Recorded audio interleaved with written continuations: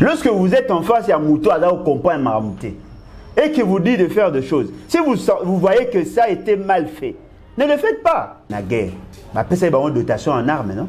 Ouais. Ceux qui 11 000 militaires vont répondre à l'appel. Ce qui veut dire que 11 000 armes pèsent. Non? Au moins, le dossier, il y a un cours constitutionnel.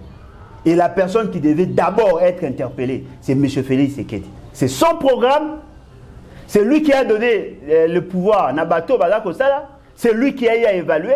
C'est lui qui a eu à redynamiser le projet. Et c'est lui qui a eu à évaluer à la fin pour vous dire que non, il était satisfait. 2 victimes, il y a M. Félix Sekedi, sont des juges. Il y a cour constitutionnelle. 2 victimes. En violation, il y a l'article 158, il y a la Constitution. Dans l'article 6, il y a loi portant organisation et fonctionnement à la cour constitutionnelle.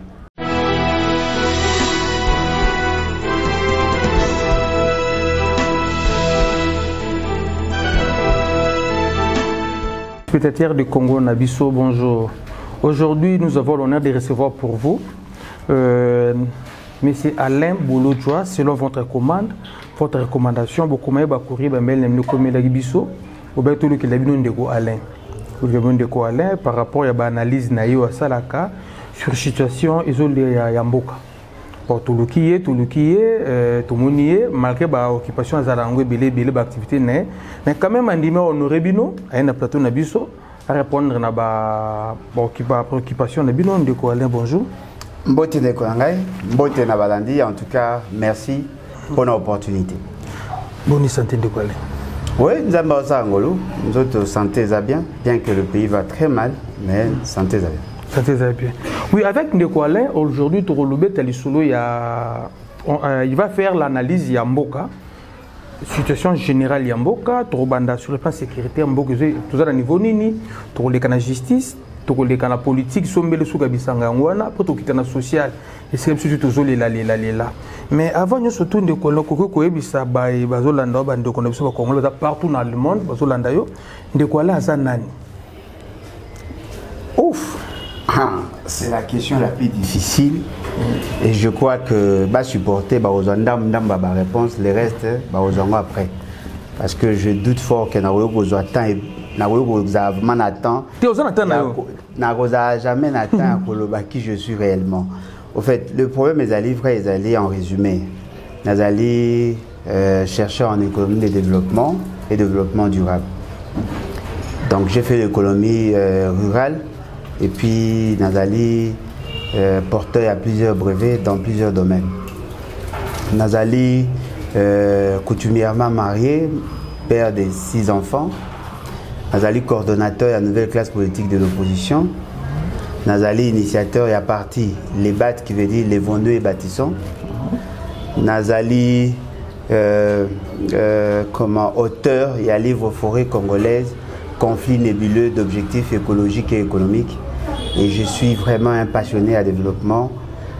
Nazali parmi bateaux, Bundisa, Bokondia, Kanyaka, Oyo, Ezaïlelo. Et donc je préfère me limiter là pour ne pas aller au-delà. Ouais, merci de caler. Moi, je dis que monsieur Zélengi, vous avez déjà, le bio déjà, peu de tendance, déjà nos couleurs naïe. Nos couleurs naïe, donc surtout comprendre aux alliés dans la opposition. Exactement, nouvelle classe politique de l'opposition. De l'opposition. Katia la Mukoza Kunana? Non. Nous avons une nouvelle classe politique de l'opposition. Vous avez un point alors? Nous avons monté Tozé Bélé. Tozé Bélé. Oui, Tozé Bélé.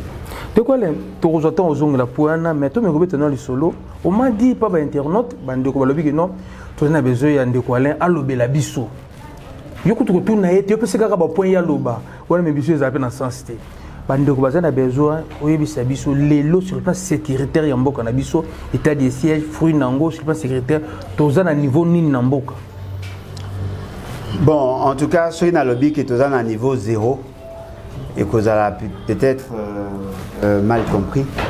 Mais ce qui est vrai, te connaître recul. Recul, il y a Makasi. Parce que Batoumi Bakanisaka, que l'état de siège est allé une solution. Non, l'état de siège, c'est une option, voyez-vous. En tant qu'option, et c'est que Batou Bazako Zoango base un peu avec des tacts. Avec assez d'intelligence, avec assez de volonté. Et l'état de siège, en réalité, avant Kozoyango, parce que ce qu'on a dans la Constitution, c'est une décision extrême. C'est-à-dire que la décision Bazokango penande na suka. Alors, pour la Kozoyango, ils ont un préalable belé. Il y a les bossos, il faut que tu aies d'abord sur le plan opérationnel, qu'est-ce que vous avez?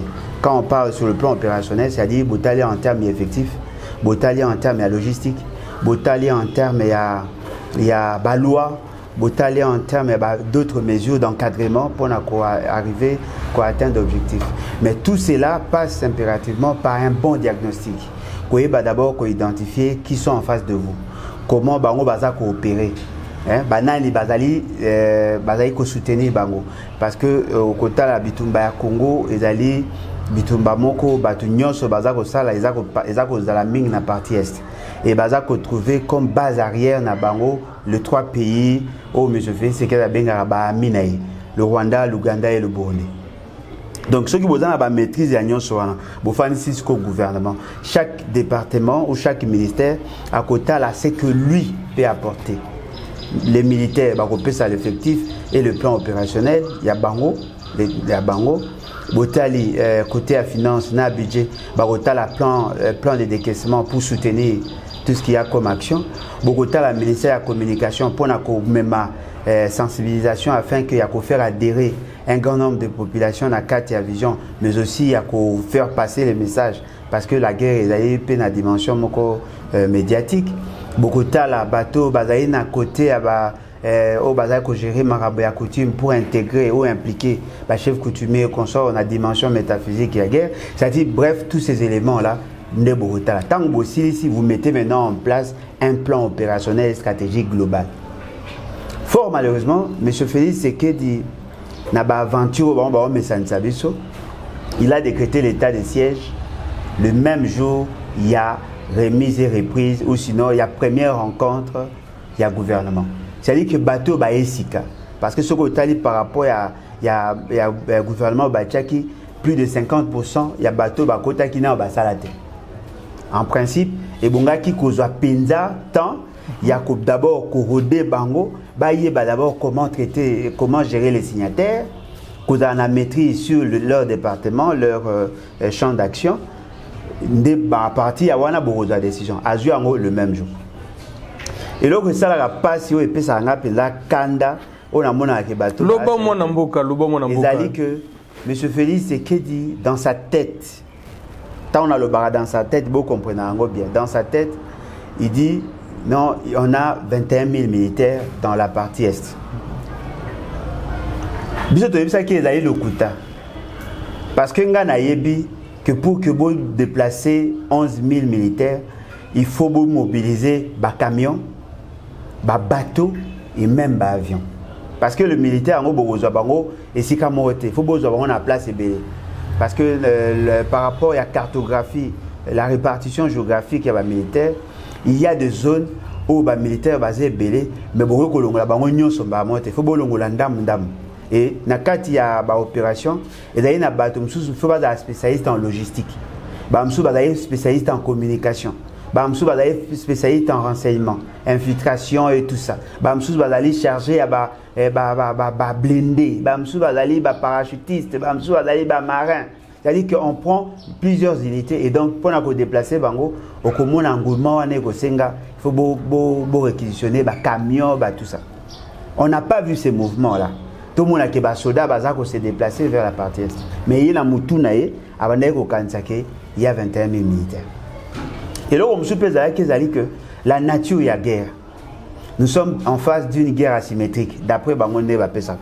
Mais ce qui est surprenant, dans une guerre asymétrique, M. Félix Tshisekedi utilise les chars de combat alors qu'on utilise des armes de guerre où il y a guerre classique, alors qu'en réalité, la guerre asymétrique, c'est une guerre d'intelligence. Et voilà, il nous lance comme ça. Il décrète l'état de siège le même jour.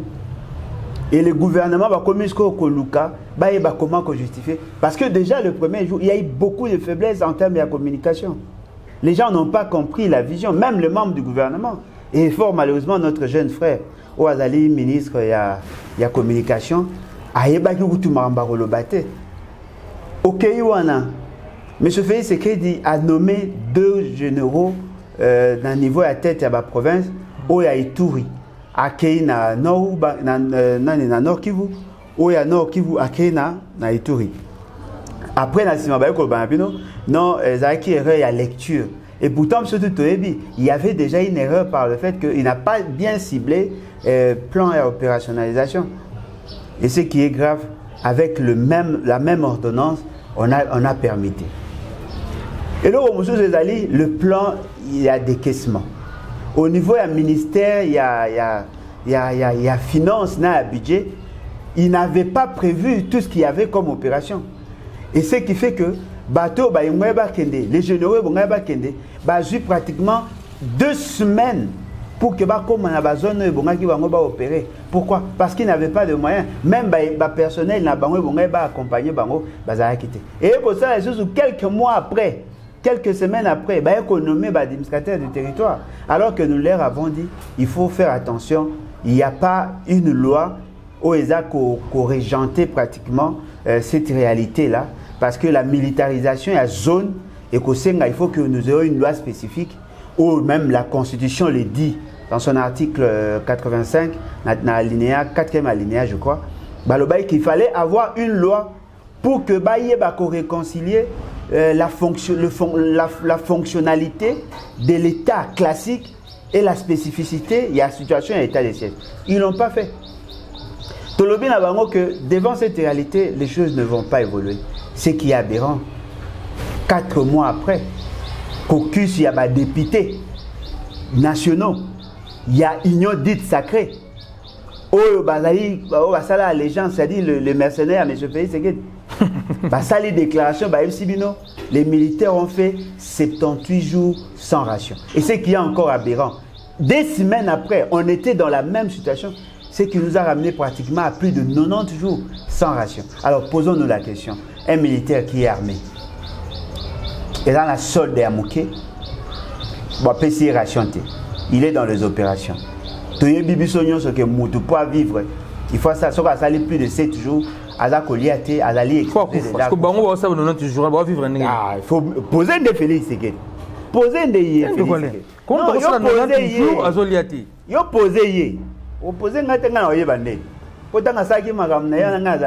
Posez, comment ces gens-là arrivent-ils à survivre? Ce qui veut dire qu'ils ont créé un mécanisme non conventionnel pour survivre. Alors, dites-moi, lorsque vous... on n'est pas en situation de guerre. N'est-ce pas, ce sont des militaires? L'insécurité, côté il y a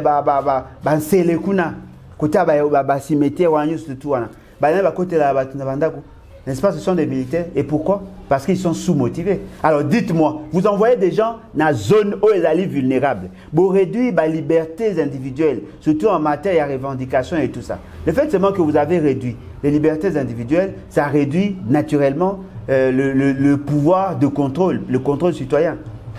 Ce qui veut dire que au-delà, il y a guerre autour de Nango, comme une situation d'insécurité causée par nos propres agents. Alors, dites-moi, des hommes comme ça, il y a un raisonnement à marque, il y a une intelligence à peu près, ce qui justifie d'ailleurs le nombre de Batu, Bakoufi et Mati. Il y a plus de 3000 personnes au Bakoufi défient que M. Félix Tshisekedi est au pouvoir. Il y a plus de 1000 personnes au Bakoufi de 3000 wana au Bakoufi na est na guerre to au bazoko na marche non 3000 car il y a parti est au Babomi et plus de 1000 personnes au Babomi sauvagement par le groupe armé pendant l'état de siège. Et le ça n'a pas ces années. Il y a des déplacés. L'État a un mécanisme à quoi appuyer. Le gouverneur, les 2 gouverneurs ne vous le disent pas, mais nous savons que Bazako se plaignent, ils n'ont pas de dotation. Ils n'ont pas de moyens. Est-ce que quand même, vous êtes armée nationale, non, mais armée nationale, allez voir. Non, mais attendez. Est-ce que Yebi Soda aura combien? Moins de $85. Est-ce que Yebi blessé de guerre aura combien? $15. Alors,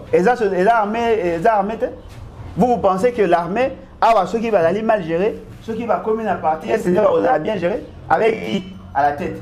avec un commandant suprême défaillant, avec autant d'insuffisance managériale, vous pensez que l'armée n'a pas la chance. C'est la chance, hein?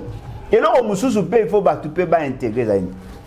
C'est-à-dire que M. Félix, c'est qu'il ne sait même pas identifier, lui et ses services, ne savent même pas identifier qui sont en face de nous. M. Félix, c'est qu'il vous dit, ce sont les musulmans. Non, ce ne sont pas les musulmans, ce sont des islamistes. Non, quand même, tout ça, des MIAP, non, mais attendez, des MIAP, ils ont les structures, il y a discipline. Des MIAP, un agent a des MIAP, à ceux qui commandent en chef appellent sur orientation.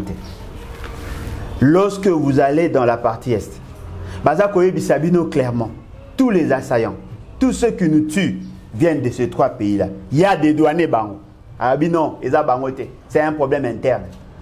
Et n'a faiblesse, surtout avec autant de légèreté. Tu vas pouvoir dans la situation de l'Est et la ligne de bandande, ne créer désolation, formater, soutenir, vous voulez responsabilité une tribu, alors que la question est transversale. Alors, dites-moi, si vous voulez dédouaner Nakatia Kombaona, le Rwanda, l'Ouganda et le Burundi, et que vous voulez charger nos frères, la question que nous devons nous poser, est-ce que Mundande a une raison? Yakobo Mabatu Moussous Bandekonae. La raison, alibi, raison est que mais ce qu'on continue à Kati, on peut remarquer qu'il y a des tribus. Oh, il y a une philosophie à l'article 63 de la Constitution. La Constitution a été suffisamment claire.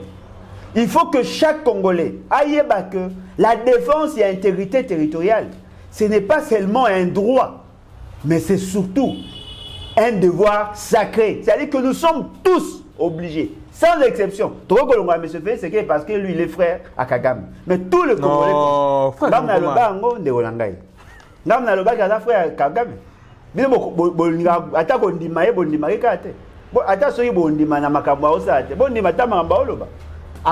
c'est frère, c'est par rapport à des pétitions des pays voisins. Oh, papa, frère des pays voisins, ça veut dire quoi? Est-ce qu'un pays ennemi est à frère?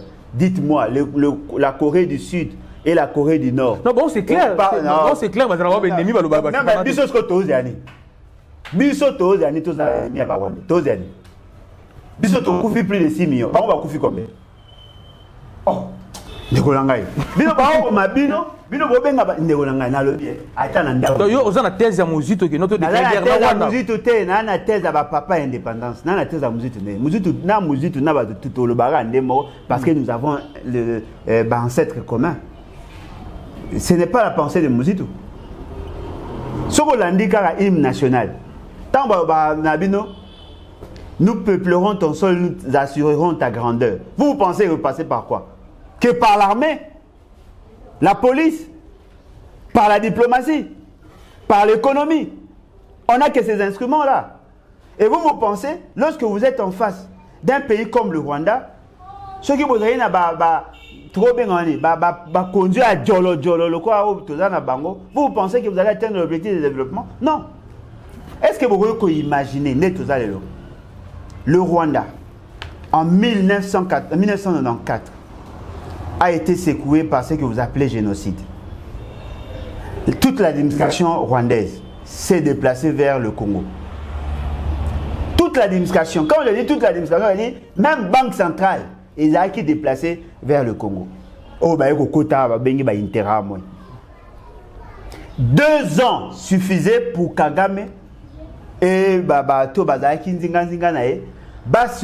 s'organiser, se réarmer pour nous attaquer et faire partie les géants Mobutu. 2 ans suffisaient. 2 ans. Pas plus. 2 ans. 1994, 1996. Baïba a attaqué Bisso. Et puis, 1997, Baïba va pouvoir dans le mois de mai. 2 ans.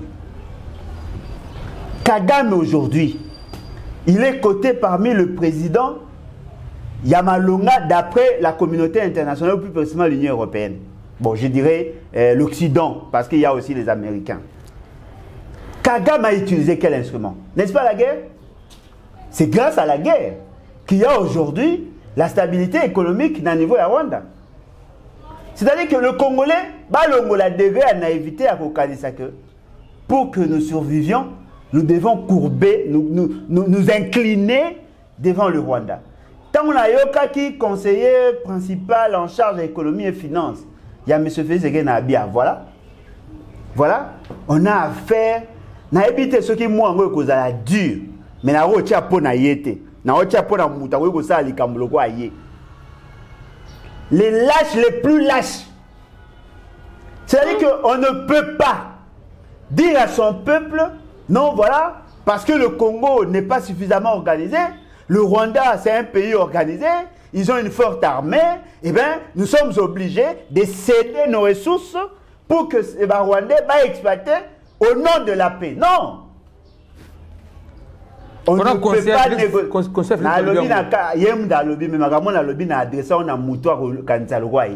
Parce qu'il y a peut-être à reprendre na fingi. Parce que ce qui s'est fait là, nous avons degré à l'acheter à Marc. Nous sommes supposés être des guerriers. Nous là. Bissonioso, Batribignoso, 450 tribus. Nous sommes supposés être des guerriers. Nous nous sommes battus pendant des années. Nous avons même combattu Bateau Balali 10 fois plus puissant que le Rwanda. Je cite ici les 14 puissances au créé l'État congolais. Nous sommes battus pour avoir l'indépendance. Bien qu'ils nous ont piégés parce qu'ils étaient plus malins que nous, mais au moins nous nous sommes battus. Le 4 janvier 1959, c'était un groupe de Congolais qui sont battus. Aujourd'hui, M. Félix Sekeli, na association na ye benga union dit sacré, na ba mise connaissance na ye, ils viennent nous aliéner. Ba comme ça biso lokola, toko lo ba oni. Ba comme ça biso lokola ba joueur ya Nintendo. Oh kezali mutu biso a mis manette, ala comme main na direction ya lingi, mais c'est pas comme ça. Conception il y a comment on appelle état de siège, les Jamabé. Ba aventure. Exécution en OP.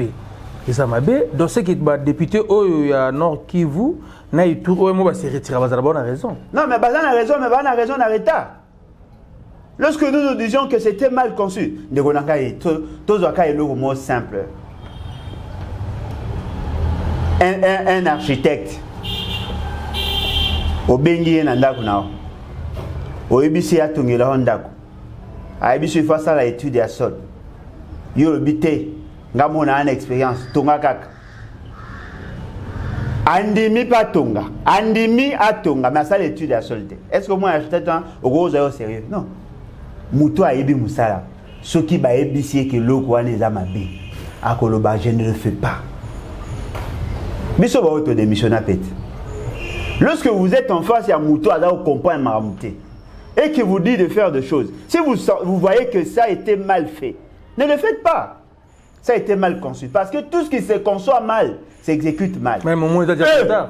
Ces fameux députés là, retard en année. C'est une situation dramatique. C'est loin d'être une fatalité. Il y a possibilité de corriger. Moi je sais, dans le Congo, nous avons des intelligents. Batu basala ba académie militaire, batu bazwa ba formation ebele na Congo baza. Ba mususu ba na ba pays étrangers. Oh baza formé par papa na biso Mobutu batu a phase bazali et puis bazali ebele. Ba un grand instructeur bazali partout. Ba commando ba béret rouge, ba béret vert, nyon surtout ba unité spécialisée bazali ba batana ba DSP tout ça bazali. Boyebisi bango OK. Voilà, il y a un commandant en chef Yassika. Pas ba venture to mona. Boya bozonga. To sangisi bango to organiser. To yebisi congolais to les. Mais bazonga zonga déjà. Oh bazonga bazui batu moko mibale basangisi bango ba étouffer bango ba tiena ba Rwandais na bato ba yeba yo bité kamite bato no batuna kocha batu na armée sans que baza formation malonga yo mona bato batambwa na pays c'est que ba bimisa bato la ba tawenga ba chikata ba sa formation combien de temps? Même pas 3 mois ndeko ngai. Ce qui veut dire qu'on doit prendre tous ces gens bo pesi bango ba moyens ba former ba jeunes, on recrute des jeunes et tout ça, te former bango esili, to bi OK. Tu as Rwanda 3 mois. Ce qui est bimi na mboga na biso on t'attaque. D'accord, ndekole. Votre deuxième point, le qui est très important. On avait dit le chef de l'État tous a effectivement 25 000 hommes na 21 000 hommes na est. Wana yenem takosa biso. En réalité, il y a 21 000. Bah même pas 10 000. Yemoko tant que ça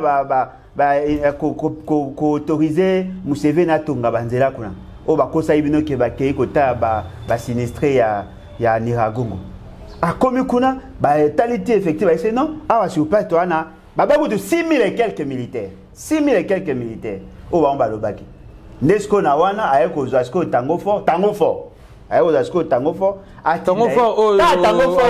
problème na ba rapport belé atindi ya gosala audit kuna bake bakomi kuna bamoni basali rapport déficit est à près de 60%. Mais ce qui est très grave, depuis basala rapport wana tilelo babakisa pe effectif.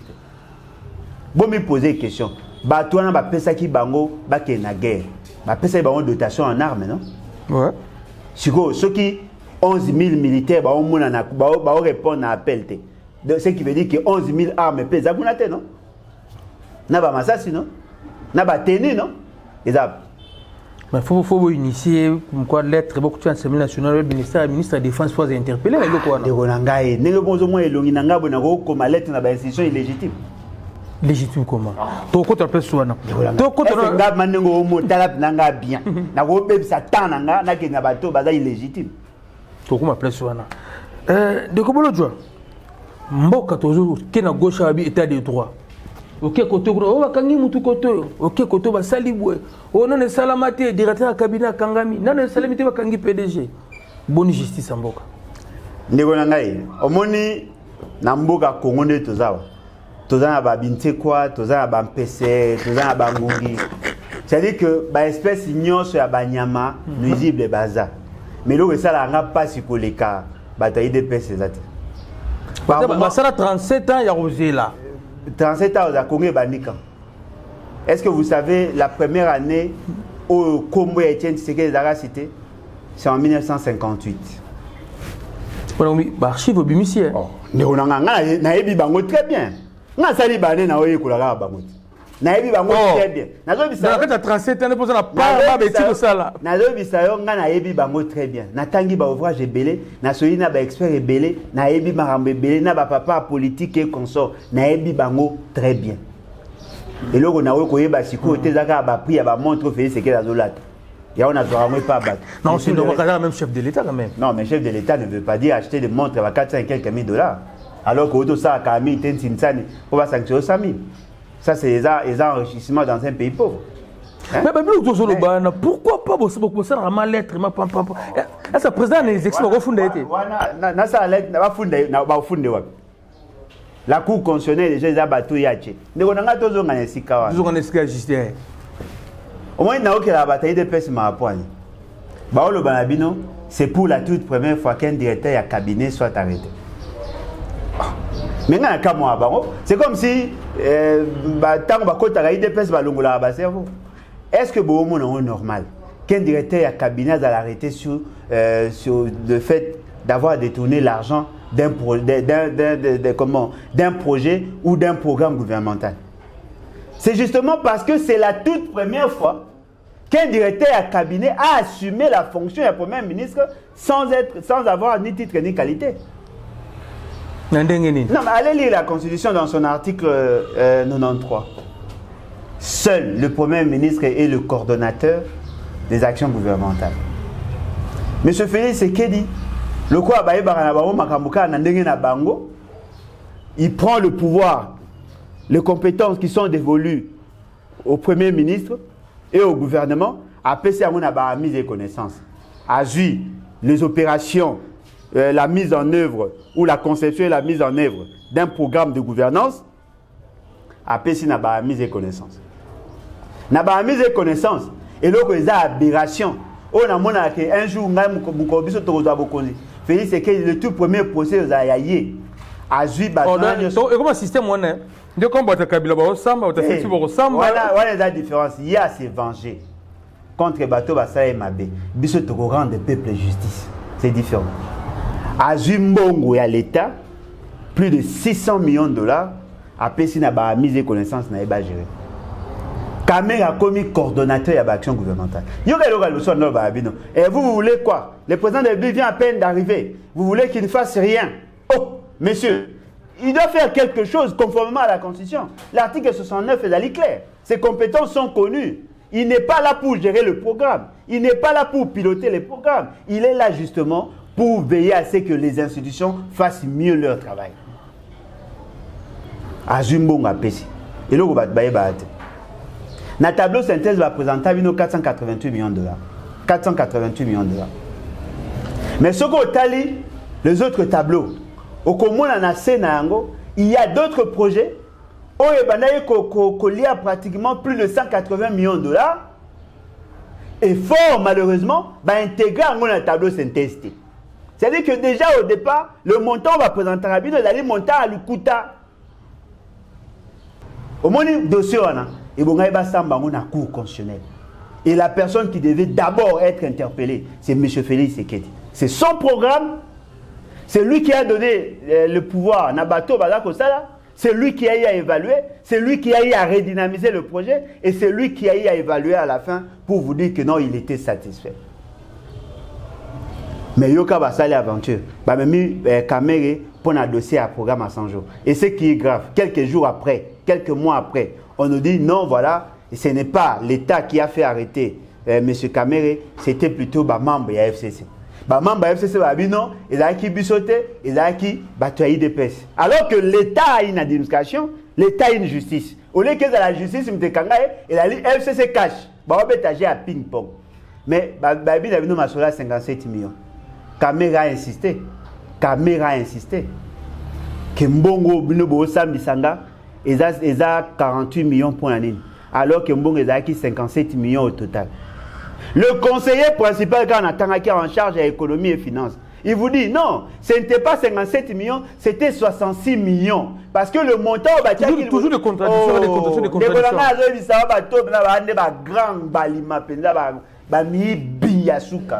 C'est-à-dire qu'il y a bino sans intelligence. Parce que le peuple a kanda. Nga na yebi ba miibi ya malonga na finance publique. Il y a ba miibi ya maeli. A ko lia boyebite. Mais bango ba oli a des mangeurs de semences. Et puis ce qui est encore grave, ba yiba mbongo na ba zwa mbongo na réserve d'échange.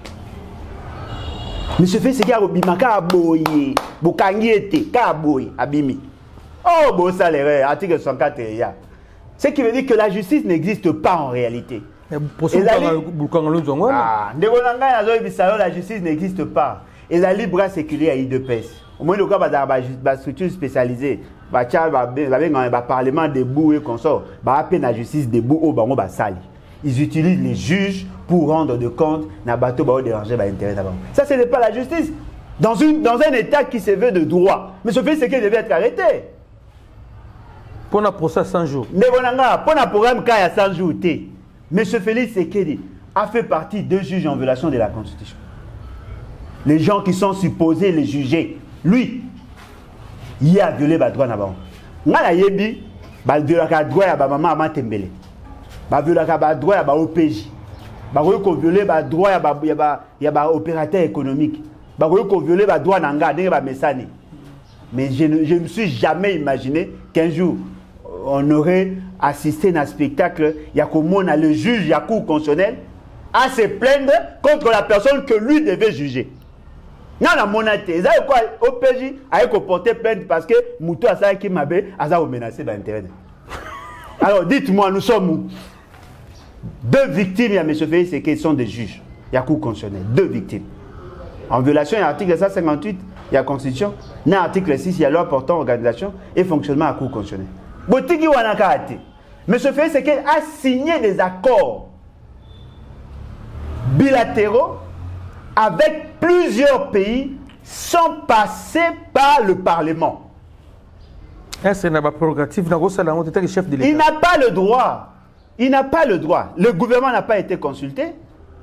M. Félix Sekedi prend des accords. Et ces accords entrent en application et le ministre des Affaires étrangères, le ministre en charge du domaine, na TV. Alors dites-moi, est-ce que votre constitution permet à un président de faire ce qu'il veut? Non. Au long les dépassements budgétaires. Ce sont aussi des crimes économiques. Il devait en être arrêté. Mais pourquoi Bakanga était? Vous savez pourquoi? Parce qu'il a aliéné la Cour constitutionnelle. Azu Bato Yalinga qui batia pour protéger. Un avocat de la République qui a mal presté d'ailleurs. Balongo Liwana, commissaire de la Cour constitutionnelle. Alors que le principe est Zalaki, et Bongaki dans le mois d'avril, va renouveler les juges, 3 juges, il faut balongwa, pour que Bangonde va procéder à l'élection, il y a président, il y a Cour constitutionnelle, parce qu'on nous a dit que le président a démissionnaire, l'année tirage au sort et salamate, il n'y a pas eu renouvellement, mais la Cour continue. Cette Cour devient de plus en plus courte. Alors, dites-moi, quelqu'un qui a été nommé en violation à la loi, il y a la Constitution, la désignation, la nomination, l'installation, le fonctionnement, non, ils sont en violation à la Constitution. Est-ce que vous avez sur la justice? Lorsque vous voyez le dossier Matata Paul. Parce qu'il y a un peu de moto Mikolo à Kinshasa. Non, mais repérer sa moto Paul à Nini. Les gens savent que M. Félix Sekedi utilise la justice, Nenga utilise la force du progrès pour menacer les gens. Comment peut-on expliquer? Dans le principe sacro-saint, il y a un fonctionnement à l'État. Dans la Constitution, il y a la compétence et l'attribution.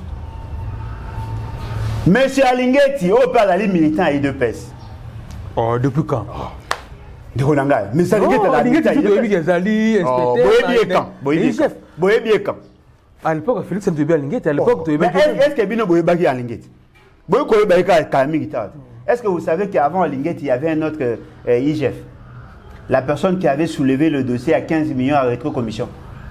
La personne qui a été arrêtée, tabassée par les services de renseignement sous le commandement à M. Félix Sekedi.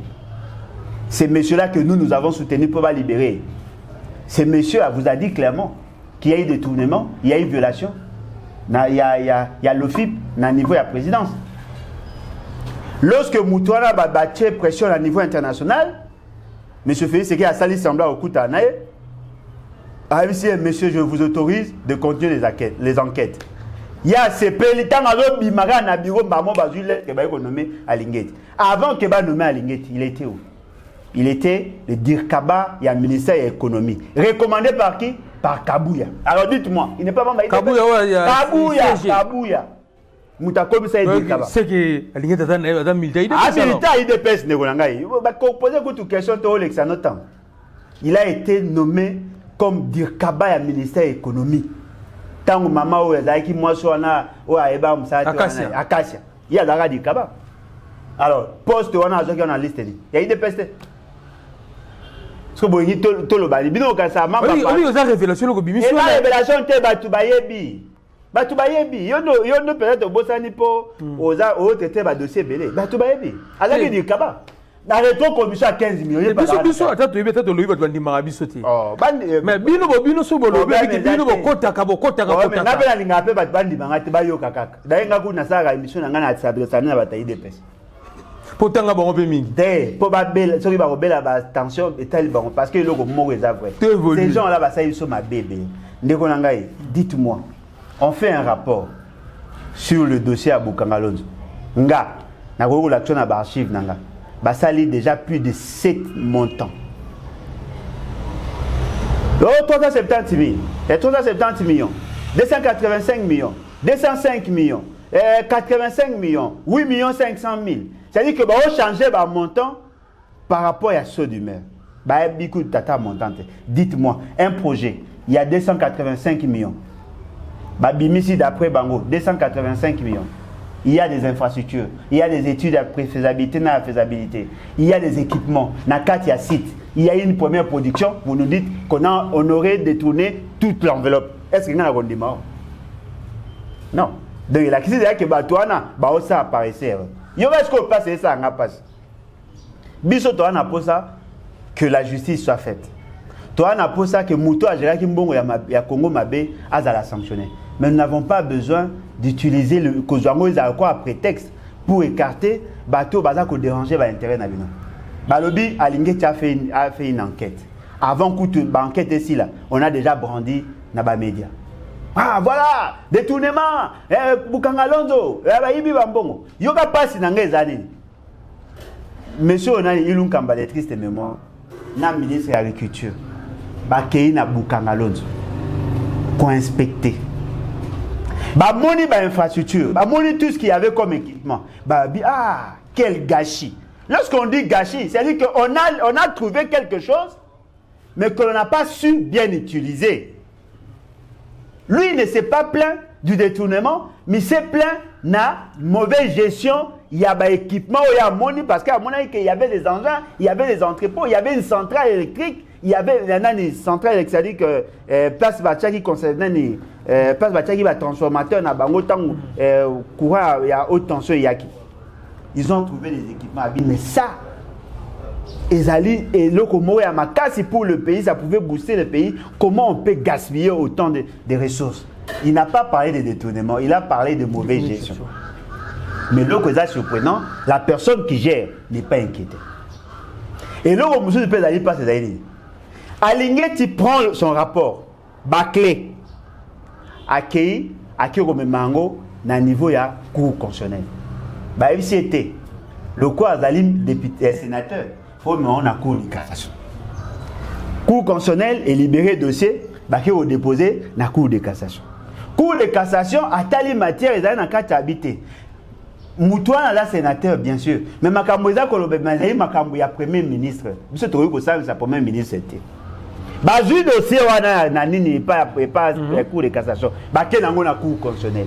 Cour constitutionnelle a dit OK, comme il était premier ministre, il faut que tout ça en tant que premier ministre, tout combat convoquer congrès, l'Assemblée nationale et le Sénat réunis en congrès pour que Baboto la accepter mise en accusation, balongola immunité naé afin qu'il soit jugé. Baké va Tunis, Assemblée nationale et le Sénat habiter. Le fait seulement qu'il n'est pas en fonction, nous ne pouvons pas lever ces immunités. Toi, on a pouvoir lever l'immunité quand il y a le président de la République et le premier ministre en fonction. Bah, OK, si c'est comme ça, donc s'adresser au Sénat.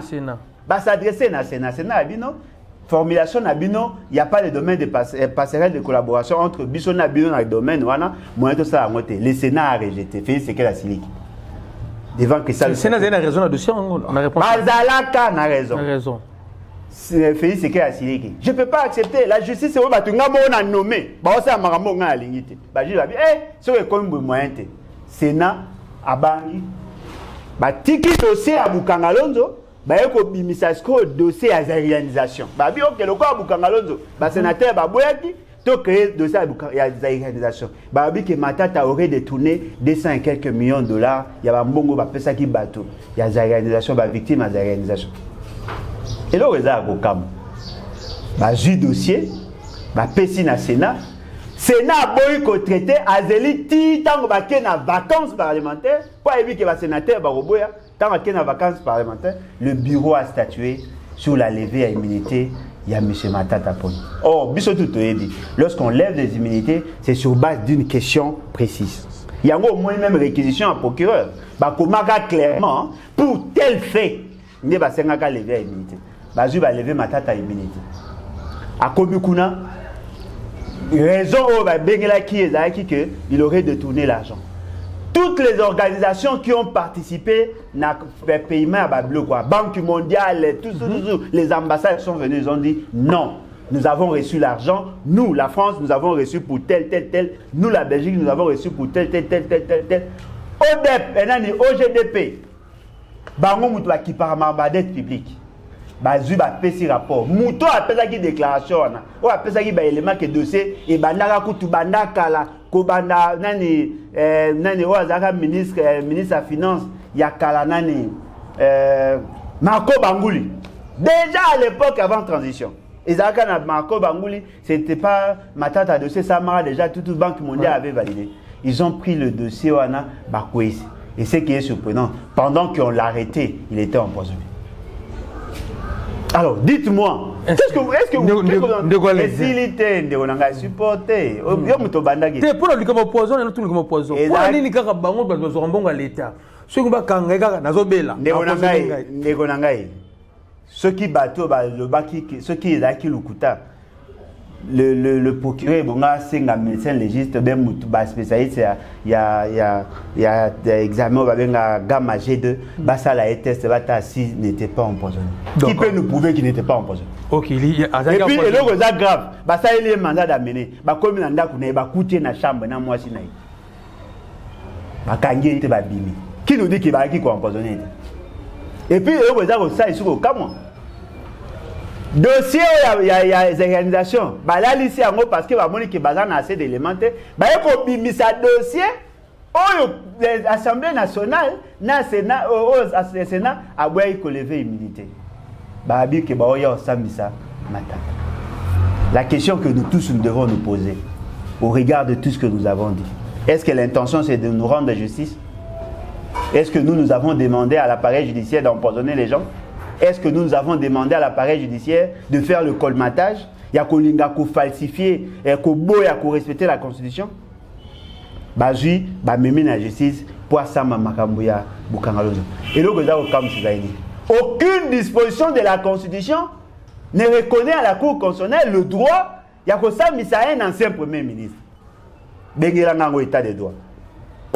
Voilà, bengelango banditisme. Ouais, ça n'a rien à voir avec l'état de droit. Souci n'a biso d'ailleurs. Toi, on a posé ça que Matata Samba. Mais bon, qui est son juge naturel? Comme ça, on va renforcer, comme à une dame pouvoir, compétence, il y a cour de cassation, à bâtir une dame, il y a pouvoir à cour constitutionnelle, à bâtir une dame, il y a pouvoir, il y a peuple, à bâtir une dame, il y a pouvoir ancestral, à Sangisi, avec mon justice. Ça, ce n'est pas la justice. Dans la justice, les juges sont indépendants. Dans la justice, les juges n'ont d'autorité que la loi. L'implication politique dans la justice est comme ça en injustice. Alors dites-nous, nous que nous nous battons pour l'avènement et l'état de droit, alors nous accepter? Sony. Sony. De quoi là? Tous les canons n'ont ramoni quand de comme comata. Tout côté ramon qui comme tali politique n'amboka. Boni politique n'amboka. N'égonanga politique n'amboka dans la suite. Tout comme ma soeur fait ce que. N'a pas marche. Quand ma soeur fait ce que. Les longs marches nous nous quitter? Si, c'est normal. Je ne suis pas concerné. Na wewe kenete pona osala ba réforme pour que Félix Sekaya afandi a Félix Sekaya Kabila na kulutu fayulu ba fandi ba osolo la masolo non ngana ibi pona nga Félix Sekaya passe c'est la prison na posa au Kenya Babylone na binata. Je ne combats pas par ailleurs l'idée na bango ya osala Babylone na bango parce que c'est un droit consacré, mais c'est que moi je sais on ne peut pas kosenga réforme avec Félix Sekaya à la tête du pays. Nous sommes. Vous avez confiance en elle? Vous avez confiance en elle? Yo j'ai une confiance en Félix. Ah, on le va poser. On peut s'en racanda. Je doute fort. Yo j'ai une confiance en Félix. On a fatigué. Ah. Yam d'ailleurs refla moi. Béton. Béton, bah samba de fer, c'est le estimé expirant. Au moins t'es inde ba bemba tu va vendre nié ba Moïse Katum tu va vendre nié. Yo compta bemba tilelo. Bebo nga yeba sa kufa na prison. Bah il monte là à ça kufa na prison. Oh ça va appeler ba marche. Ah. Ouais. Abima ka makambu ya. Biso to sala mobilisation. To sala mobilisation maramba est. Aki ça déclaration to beta masola malonda. To beta marcha pour na malonda ta. Biso ne sala mobilisation. Na jeu à témoin. Kulutu Mike Mukebai. Ayebi biso to zwa initiative. Steve qui voit ta bien katika politique à comment na fonctionnaire de l'état. Aujourd'hui principe ngai. Biso ne to fandara na bureau na ye. De commis l'être pour te préparer marche. On n'avait jamais l'intention de marcher contre Malone. Bemba a fait la récupération. C'est vrai qu'il n'y a pas mobilisé, mais l'idée venait de nous. Bisonne de mobilisé, bisonne de déployer, batuba qui ne recouta na batu na base, bisonne de baner collègue na ba TV, batuku to MSC bazaki kuna ma impliqué mingité. Ndekone a récupérer neka le quoi yebana. Pour na choix Kazadi. Na parti na yo. Kadima. La partie na yo. D'accord, vous avez un problème sur ce thème. Nous sommes dans la logique qui a article 64. Mais ce fait, c'est qu'il a été kabilocratiquement. Mais ce fait, c'est qu'il cherche à être tshisekidocratiquement proclamé. Alors, gérer ma B. Vous pensez que Satan a gagné la élection? Oh, bah, tu déjà, bah, au boutique, tricherie, bah, on a posé à cause de maintenir au pouvoir. Au moins, il va te battre. Mais ce fait, c'est qu'il est là. Aza lokola tokobani lokwa mutabeli corona mena poto po corona a basenga bloko le corona a poto alali sous bonbonne à vivre sous respirateur artificiel. C'est-à-dire que gaz, bon, il dépend na wana. Mais ce fait, c'est qu'il a obligé de violer la Constitution pour survivre politiquement. Il n'a pas de choix. Bon, c'est le seul choix il y a qu'à violer la Constitution, il y a qu'à beaucoup parce qu'il n'a jamais été élu. Et de ce fait, sur philosophie à bateau, toi tu as l'impression. Et pour que tu aies la réforme, non. L'autre donne Moïse au Sala. Solution est l'article 64. Aux Uboko, na ndenge ya mabe, au Sala on a ndenge ya mabe. Azu yango na ndenge ya Kanza, au Sala na ndenge ya Yaouli. Bo juillet, bo tie na retraite anticipée. Ça c'est notre philosophie. Vous mobiliser pour tout pour boire. Mais c'est de la révolution. Et ça bisote, bah ça révolution ça peuple. Tant yo ya au participer peut. Message peuple c'est la mot d'ordre du leader moral dans la salle. Peuple c'est la mot d'ordre oui, mais yeba ngo musala oyo zo sala le neka oyeko yambanga au participer dans beaucoup. Bateau ba Hollande, ba on comprendre que le vrai message c'est ce que nous disons. On ne négocie pas avec un voleur. On ne négocie pas avec un mouton à falsifier l'histoire. On ne négocie pas avec un mouton à détourner volonté à peuple. Au monde Ponanga, Kabila, na Olimbi Sara jamais. Jamais. Ah ça là yonini. Non, yoka ne Olanga. Est-ce que vous voyez que 18 millions de Congolais va bima na Samboula pour ba que nous voter. À mon biso tout ba bololé, a ju bokonzi a pesi et pas fait ici. Non, c'est ni de salam sala na yi. Mais c'est ni yé, c'est ni daga bras séculier il y a structure spécialisée il y a PPD. Mais finalement, quand est-ce que tu dois saigner, on a besoin de confiance dans vous. Non, mais c'est simple. Bon, ça en sorte que la loi est à respecter. Pour aller dans un pays, il faut avoir attention chaque fois qu'il y a des questions d'enjeux politiques. Pourquoi? Nous avons là, aujourd'hui, là, de totaliser 61 ans d'indépendance. On a organisé 4 élections. 4e élection en Otoza qu'on a organisé depuis que Kabila a Tchabiso n'a semblé à démocratie. Et le plus grand problème, il y a processus électoral, il y a Congo. C'est d'abord le traitement à bas dossier, là où il y a beaucoup de négligence. C'est aussi le recrutement à bas personnel et leur formation. Mais le plus grand péché à Congo depuis 2006, c'est au niveau de la compilation et de la publication des résultats. Dans un pays où les alliés ont battu à moi, maël, pour Congolais, pendant maël, maël, bazara pendant mingité. Tant que vous bazali banda. Na angote.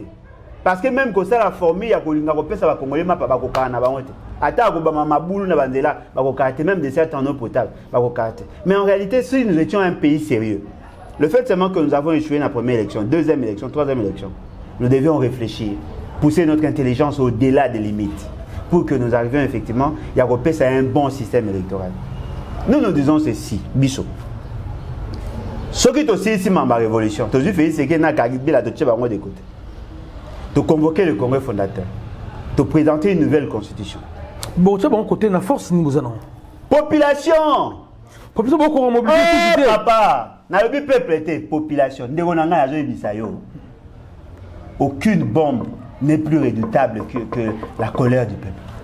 Peuple angoisse. Ekoya, nazo le bat. Chal na mukwalelo ekoya. Le quoi le peuple ça salignoso. Asai na onyoso. Nini to salité. Révolution. Oh, on obeti masoa ya nzembo ate. Nini to salité. Révolution nde. Et là on a ina bisa onde ko ngai. Yeba yango. Soki to daki na bato ya maele, ben ngai ba fanda. Ba bi OK. Quels sont les problèmes qui dérangent le système électoral? Il y a Liboso. L'organisation en a assez, oui. Le fonctionnement assez, oui. Le problème à financement, oui. Qu'est-ce que nous préconisons? Il y a Liboso. Il faut arriver d'abord à décentraliser CENI. Pour réduire le pouvoir, il y a président, il y a CENI. Qu'on pèse à plus le pouvoir, il y a CEP. C'est-à-dire que tout décentraliser CENI. En quoi faisons? Les secrétariats exécutifs provinciaux. Bango, ça la plan opérationnel, Bango ici va compiler, va rendre public pour que tout le monde soit informé au niveau du bureau national. Deuxième étape, tant qu'on va saluer l'opération, va publier les résultats à tous les niveaux, c'est-à-dire les résultats il y a niveau, il y a députés provinciaux, nationaux, tout ça, président de la République, déjà à un niveau de la province.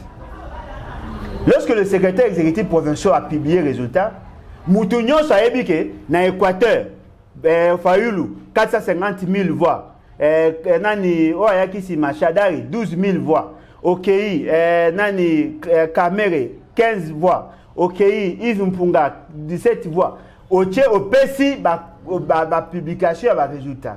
On fait ça pour toutes les provinces. Automatiquement, même si vous prenez le démon qui est là aujourd'hui, Nani Moutamabe Azalelo, président Séné, il n'aura pas le pouvoir. Parce que le fait seulement que tout le monde aura déjà l'information sur les résultats par province, même si lui tentait de tricher, à tricher.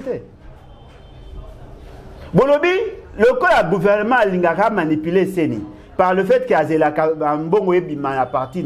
Qu'est-ce que nous faisons? Nous créons une clé de répartition.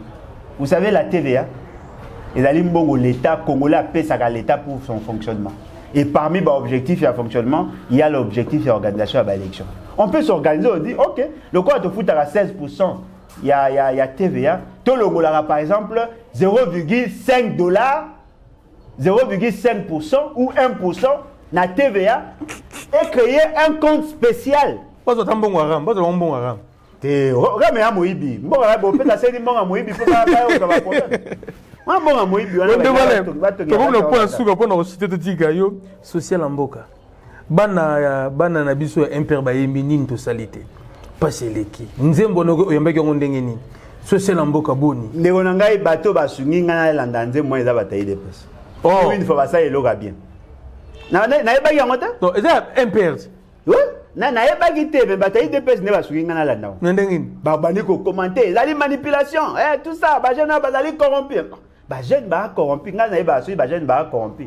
Na IDPS, il a dit que bateau ba revendiquer ba douane avant. Nena s'est intéressé na ngo, na yeko kutana on dit moi nze moi bien. Na ominga ba ko ma baza agité. Atinenga premier extrait. Mais là ça inga pas c'est ça. Ezali bande na biso baembi très bien. Baembi vraiment très bien. Mais ba bossa nka parti mo. Bomoni muto bozela ya ça quelque chose. Papa Naye a participé à Namabé ou Ekomela Bissole.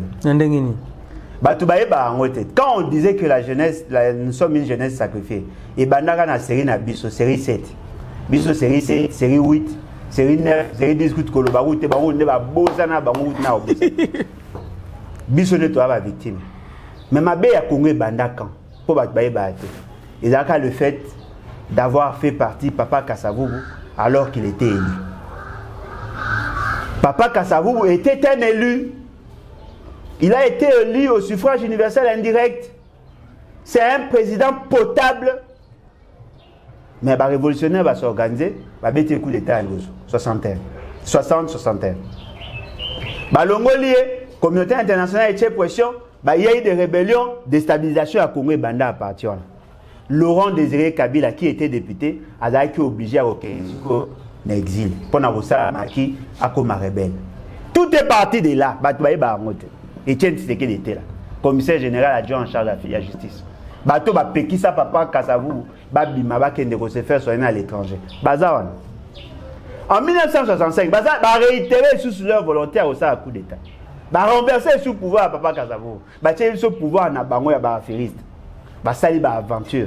Ba eko boma démocratie en 67. Etienne Tshisekedi était là, ministre de l'Intérieur. Entre 65 et 67, il y a un événement que d'aucuns semblent négliger. L'assassinat pendaison à martyr à Pentecôte. Bazwa Kimba, Mamba, Kimba, Anani, Mamba, Nani, Bamba, pardon, Mahamba. Tobola bango ba misu.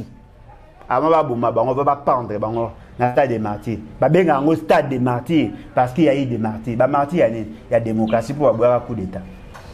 Et c'était pour des raisons pédagogiques.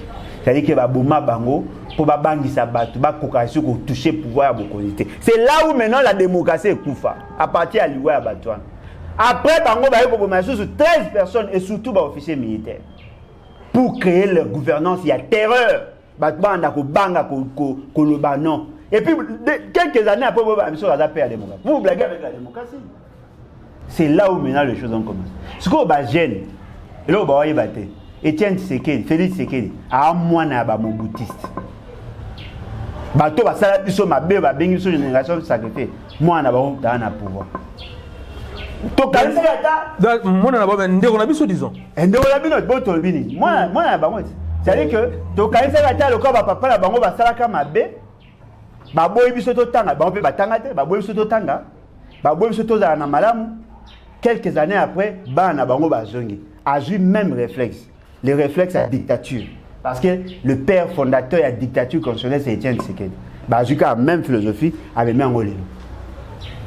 Alors dites-moi, quand nos jeunes frères, pour interpeller, tout va gérer ma vie.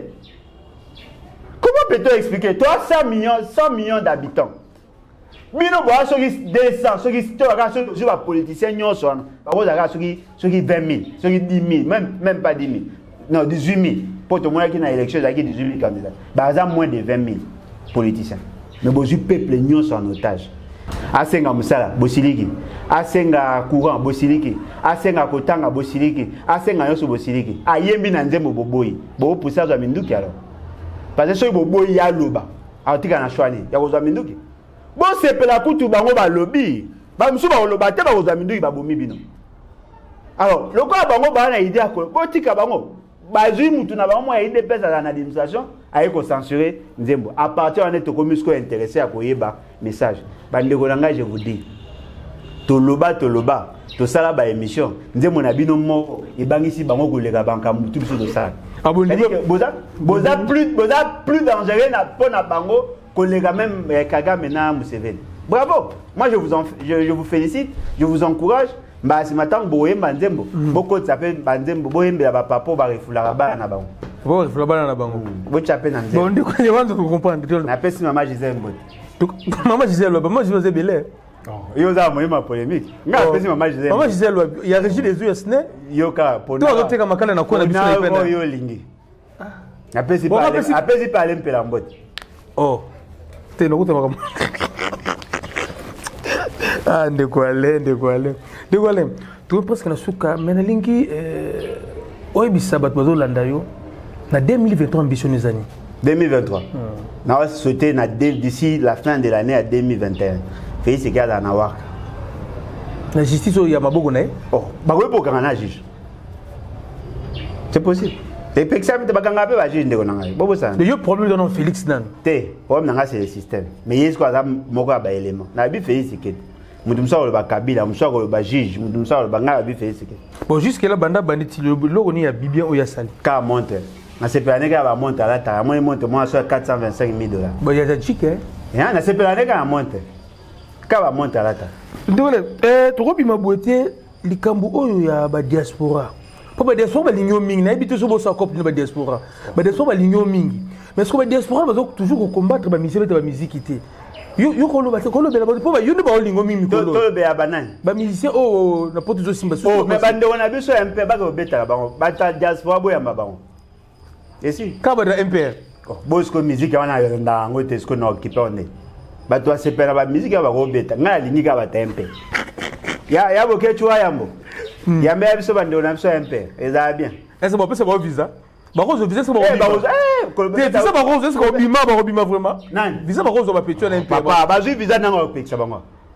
Oh, la ba ko na bima ka mi te bo monango. Oh pekisa kana. C'est avant voyager photo na caméra. Tout à caméra nene on est tout à le Canada. Na koleka na voyager na kenda ba province na bina bimake Ituri na Côte Soudan du Sud nango. Ah yo lingo ki Ituri to bo. Ah na kenda kati. Nani? Na kenda. Ah, si na voyager nanga. Ni connais na voyager te po ba livre était comme bien te na voyager nanga. Solo ouais. Ba livre était comme bien. Pia keza na mboka. Mais pia keza na mboka te. Pia keza na mboka te. Ba esi bino ke ba atteindre budget, ba l'équipe même ba assignation. Mbongo bonai kozela na gouvernement ba kokisi. Ko kabola ndezo poser problème. Pia keza te. So za na réseau. Yo monite ba uti ko inaugurer avion matata somara o ba uti ko réparer. Masango ba mena ba somi na mboka. Papa c'est d'abord so demo obi go $15,000 papa Clémentin ouais va blesser les gars na ba déclasser ba nani ba démobiliser ba $15 30 000 francs mais ça à cause de $15 ba kata bango 5500. Papa, yo luka na ba quand on a profondeur à dossier parce que tout ça peut dossier ba maman mo ba bino mbana ba ba soda ba age poussa ni kara de levi di kara ba mo 35500 ba maman ba benga na kankoko ouais ça dépend grade dans un grade supérieur 35500 ba maman kankoko ba benga ngai mi bana ba kufate ba soda kaka de levi di kaka boye ba comme ça ba rouge je pense ba rouge par exemple 35500 francs congolais par mois de ba envoie à na retraite bon on bon retraite te bana envoie le gars ba ofuta ba baza sous activité ba pesa ba moi ça dépend en fonction à ce moment baza déjà ba officier d'accord on devrait to tikio to zongela yo mais sincèrement il faut ba kiper de ça ba soda beaucoup c'est pas correct soda a un avantage musu sauter car mbongo wana 167 000 francs 167 000 francs et là ici 83,5 $. On va foutre à soda. On a gradé ni wana. Soda molongo. Ah mais bah 120 000 francs bazali hein. Non mais sur au moins 120 000 francs il va ki ba lié. D'après leur budget à eux, c'est 167 000 francs. Mutasuka na armée fois de 167. Mutasuka fois de 167 000 francs. Mais ceux qui aboyé ba ki ba kata ke ba bon même sous ça ka présenter mon connaît pas lié. Et à Sony, moni pas si na biso d'année, il y a une loi va venir SMIG. Cette loi est à fixer le salaire minimum au ba ofuta. L'État veut assez que Moutamusa la domestique va foutre 105 $ par jour. Et ça il sera ça 26 jours et ça 130 $. Mais yé moko soda na yé ana munduki ana mutema ya ko ebinenge ba boma abatu. Yé mo aza incapable de foutre un fils que 100 $. Et à Sony. Donc on a fait c'est que dit yé yo ka Félix Tshisekedi kai ta ba chômeur na beta masona ete kai yé Félix Tshisekedi aibi salaire te avec vivre grâce à la voyage mais ngana aibi salaire à Kabila kala po ba mutu aibi sa biso Kabila azozo lelo 680 000 $ pour Azara ancien président ils a représenté 30% ya salaire na yé tant Azara président lelo nani Félix bien qu'il est un président de fait aux yeux en haut multiplié par 3,3 au monde a fait c'est qu'il aura déjà 24 à 25 millions de $ là. Nous savons route à Malonga ça il a battu. C'est ça même ça la caméra. À part va voyage ça va voyage n'est pas touriste. Mais faut on les soit bien hein. Tout le monde a regardé photo. Oh, il y a quoi c'est album photo là. Tout le monde a regardé photo. Depuis na 4 jours au monde même sur va net tout ça mais tout le monde a regardé photo. Il y a rien. Nga pona nga mutoka fait c'est à droit à $1. Vous payez $2 ça que gaspiller bon. D'accord, biso comme na suka. Ah au moins. To comme na suka. Ah to comme na fait c'est que ko kiti si maman mungo. Tu as séqué que maman entre lobby. Nga mona ga a changé. Moi de moi na to mona sous siko ya sikale sous. Et puis bande va poto ba mabe. Mona ga a kangi montre, a bizisi montre, puis a montre a sangisi, ta moni montre là ti bo pesa nga attention, ka ba 450, ba 325. Donc il avait tourné bino de la lulu basuka. Nga na mutabilanga. Soki na wala ta kosi ma chère o le regarder. Oui que tu es en opposition en ordre ba trouve PC ministère il y a transport. Ayiba na ba bisi hein. Oui billet. Non mais même ministère là ba biso za lokuta. Aïba va biste, mais aïba ne bilo monsieur mais biste. Babisité. Va biste occasion, l'état sont va biste occasion. Ah, ils va biste occasion. Donc on devrait le nous pour la mission lelo. Bon, en tout cas merci pour l'opportunité. Na osenga ba congolais, tout mi préparé. Oyeba ina ndeko na za quelque part. Betela il sera article 64. Au moins article 64, et ça le quoi pirige. Il y a on est ça va ça a été union se déranger l'état congolais. Botika ko se distraire. Le processus électoral, ça c'est cautionner la forfaiture électorale. Ba marche wana. Oyo, ba marche oyo. Côté ya kitoko ya marche ba on va sali. Car dossier à ramen, ya côté wana. Mais oh non, ba réforme non, on peut pas réformer avec Félix Tshisekedi. Otika ba blague. Il faut que le peuple congolais télé. Et là on a aussi un peuple congolais. Et là on a les bosso on a mona pas en binoko banga. Bolingi vit trop. Mourir n'est rien, mais vivre sous l'oppression, c'est mourir chaque jour en déshonneur. Nous devons arriver à transcender nos égos, nos limites. Tout comme capable de couper ça une nouvelle orientation. Bata Kinshasa, bon c'est pour la peau na bandia na bino bacha ba makadam, bona possibilité okuta na envoi mamoko bakabelo $5. Bona possibilité OK na cop mo beti cop tekinda ko zula, loka ba nouveau riche baza bo okuta na bango obeti nzale lo 8 mois $5 net bata il y a mbosso bazora 5 000, 10 000, baroza moi ba moyen. Mais je vous dis, la population souffre. Na beta ba tout na ba territoire. Na ba mboko bino boko ka okete. Et a passe. Boyebi degré à si les ans ba mboka msote. Ba mayanziza kuna ba passe à mai, passe à nyoso. Ba na ni courant, ni mai, ni hôpital, ni transport, ni nzela. Donc ba ma ndenge ka nzamba saka muki. So nzamba ye a okute lo kasikaka liputa. Parce que bah ça la possibilité aux maputa tout ça. Mais ça passe. Moi j'ai vu des enfants à la petite culotte ya papa naé, à la petite le kolomoro ketch, le kolomoro li papa makanga on a singali puta. OK classe. Ah na Congo. Na Congo. OK classe. Na salle de classe moi il y a 16 personnes ba na 10 stylos. Oya comment atika pesi muninga lo comment atika pesi muninga. Na we ko pesa batu bakaye batu ba olela. Na Congo batu ba olela. Totekaki ba livre, tozu ba kaye na ba siyo to kaboela batu ba olela. Mobotu mo atinenga vidéo mona la sabi no ngozate. Ao sepela mbaya liboso mo anala telo kasika. Ba mesaka na tombola kaka. Moi la ti ketcha sika et grâce à nos partenaires. En tout cas, merci to bunda pour les changements. Bolingi vi mingi. Ko banga liwate nga moko tu lobby ba menasa nga de ba menasa nga ba iba otindi nga ba kuluna. You know ba levater na moni. Te ba levande moi. Tout ça. Donc, il faut tous se préparer, tout ça en sorte que Makambo et qu'il est bien. Les changements là, attends, tu te revivre en côté, mais tout ce qui est à tabac, comme héritage, comme patriarche. Donc, quand on a souka bana Congo na biso toujours s'abonner plus na chaîne abino CPI télévision 243 mutu tunda ki tukuta na yo ki ndenga lobby to zongela actualité à partir à l'endé ningana. Et ningana ndenge na zo sentir mu pepe ndenge zaleli. Pour y a des chefs coutumiers, des chefs coutumiers, maramba lobby awa. Donc on doit l'entendre lelo. Au moins lobby dimanche lobby ba silba ko bima ba suki ba to ba ko ba lundi ma comme que beba mardi mais to zonge là. To le to zonge là. Les vraiment merci. To pesi bino tout ba l'année partout dans le monde to pesi bino mbote. Amiral George Tamba na Canada, yo insisté ki ndeko ale abeta lisolo ya est. Oui qui abeti vraiment merci. Le lo ma ko so ma mobeta ba to zate po la vérité de quoi la bimi c'est passe dans mon thème. Mboka ngo to ebiti za biso tout baka ngo za batu ndambu ba papa na biso ba salani po banginda katela ba mboka oyo to ebiti to ebiti surtout sala ndenge nini to kutana lobby na invité à Sika mais semaine prochaine to zongela ndeko ale je pense que jeudi to vendredi parce que to sentir lundi to mardi activité actualité que ninga na mboka donc il y a la chef coutumier ndenga lobby boye suki apemba na bola nangote. Vous avez beaucoup de kati ndenga na mungo mone na façon zo tanga zoloba ngana zoka ba malili na nzoto. Moi je suis chrétien. Te papa ta ba chrétien vous avez beaucoup de non non moi je suis chrétien. Na mélange te on a confié na fait. Oh il y a na beaucoup. Na mélange. D'accord. To kuta la lobby les après-midi bozo mi numéro Sika papa Lazali ce besoin a besoin de sous composer ba questionnaire na biba ba question na bino tindi to tindele yango na WhatsApp. Attends, il y a un autre qui tourner sur l'émission et c'est un plaisir à toi. Vraiment, merci. Tu écoutes la lobby.